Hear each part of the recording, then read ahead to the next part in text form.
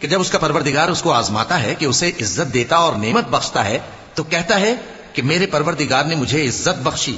اور جب دوسری طرح آزماتا ہے کہ اس پر روزی تنگ کر دیتا ہے تو کہتا ہے کہ میرے پروردگار نے مجھے ذلیل کیا۔ یوں نہیں، بلکہ تم لوگ یتیم کی خاطر نہیں کرتے اور نہ مسکین کو کھانا کھلانے کی ترغیب دیتے ہو، اور میراث کے مال کو سمیٹ کر کھا جاتے ہو، اور مال کو بہت ہی عزیز رکھتے ہو۔ یوں نہیں،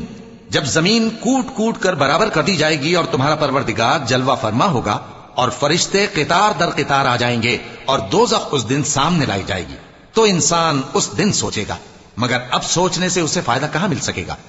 کہے گا کاش میں نے اپنی اس زندگی کے لیے کچھ آگے بھیجا ہوتا،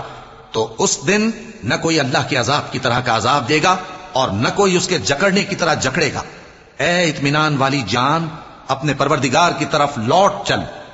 تو اس سے راضی، وہ تجھ سے راضی، سو